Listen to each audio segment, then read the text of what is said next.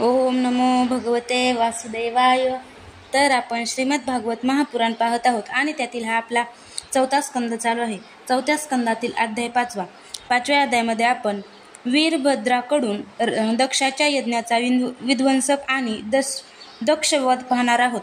मैत्रेय म्हणतात, जेव्हा महादेवांनी देवर्षी नारदांच्या तोंडून ऐकले की दक्षाकडून अपमानित झालेल्या सतीने प्राणत्याग केला आणि त्याच्या यज्ञातून प्रकट झालेल्या ऋंभूंनी आपल्या पार्षदांच्या सेनेला पिटाळून लावले, तेव्हा त्यांना अतिशय क्रोध आला.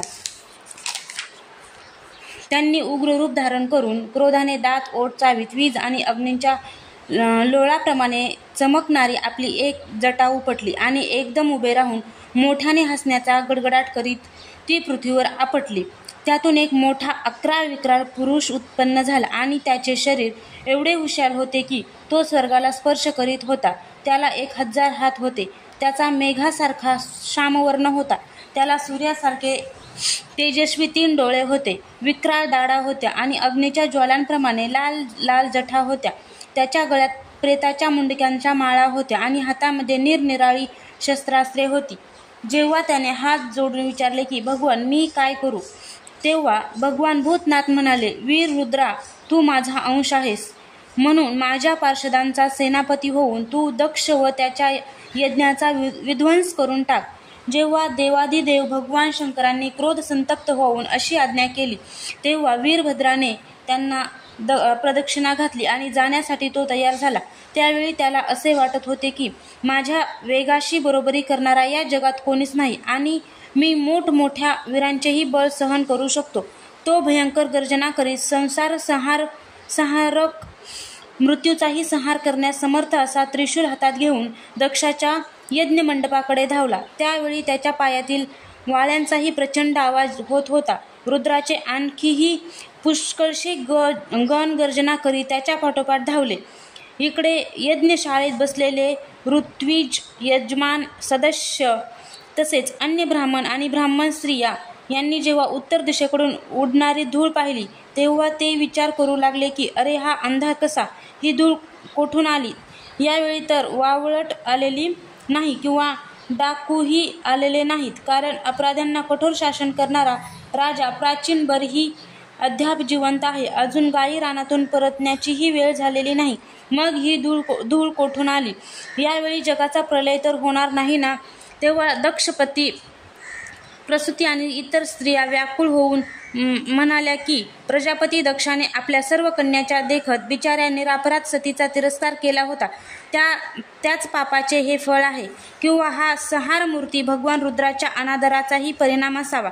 प्रलयकालाच्या वेळी ते आपल्या जटा विस्कटून शस्त्रास्त्रांनी सुसज्ज असे आपले हात झेंड्याप्रमाणे फडकवून तांडव नृत्य करतात. त्यावेळी त्यांच्या त्रिशूलांच्या पात्यांनी दिग्गज जखमी होतात आणि मेघगर्जनेसारख्या भयंकर खिदळण्याने दिशा विदीर्ण होऊन जातात. असह्य तेज असणाऱ्या व रागाने भुवया चढवल्याने ज्यांच्याकडे पाहणेही कठीण अशा त्यांच्या विक्राळ दाढांमुळे तारेही अस्ताव्यस्त होऊन जातात. अशा भगवान शंकरांना वारंवार राग आणणारा पुरुष साक्षात विधाता जरी असला तरी त्याचे कधी कल्याण होऊ शकेल काय. महात्म्या, दक्षाच्या यज्ञामध्ये असलेले लोक भयभीत दृष्टीने एकमेकांकडे पाहत असे काही बाही बोलत आहेत. तोच आकाशात आणि पृथ्वीवर सगळीकडे हजारो भयंकर अपशकुन होऊ लागले. विदुरा, त्यावेळी धावत आलेल्या रुद्रगणांनी त्या महान यज्ञ मंडपात सर्व बाजूंनी गराडा घातला. त्या सर्वांनी निरनिराळी शस्त्रास्त्रे घेतलेली होती.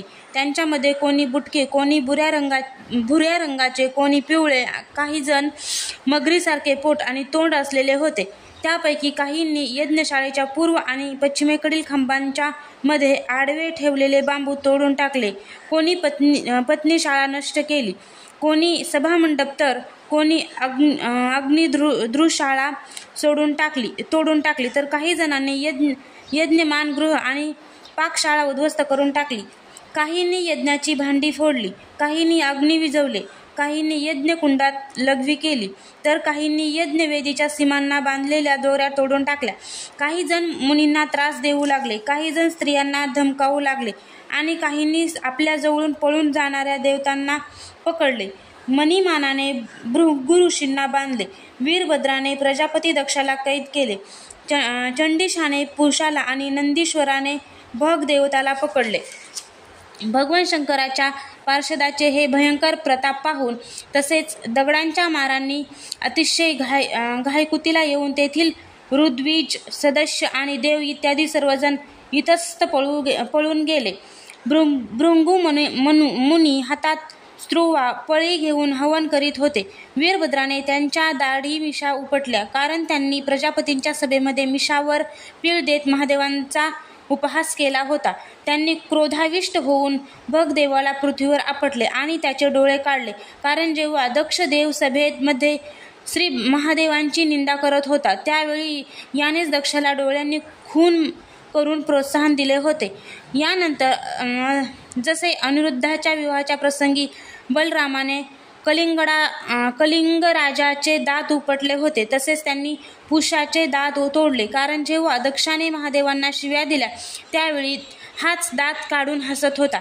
नंतर तो दक्षाच्या छातीवर बसून एका धारदार तलवारीने त्याचे मुंडके तोडू लागला, परंतु पुष्कळ प्रयत्न करूनही ते तुटेना. जेव्हा कोणत्याही प्रकारच्या शस्त्रास्त्रांनी दक्षाची त्वचा फाटली नाही तेव्हा वीरभद्राला मोठेच आश्चर्य वाटले आणि तो बराच वेळ विचार करीत राहिला. तेव्हा त्याने यज्ञमंडपात यज्ञपशूंना जसे मारले जाते ते पाहून त्याच्याप्रमाणे दक्षरूप त्या यजमान पशूचे डोके धडापासून वेगळे केले. हे पाहून भूत प्रेत पिशाचादी त्यांच्या या कृत्याची प्रशंसा करीत वाह वाह करू लागले आणि दक्षाच्या बाजूकडील लोकात हाहाकार माजला. वीरभद्राने अत्यंत संतापून दक्षाचे डोके यज्ञाच्या दक्षिणाग्नीत टाकले आणि त्या यज्ञशाळेला आग लावून यज्ञाचा विध्वंस करून तो कैलास पर्वताकडे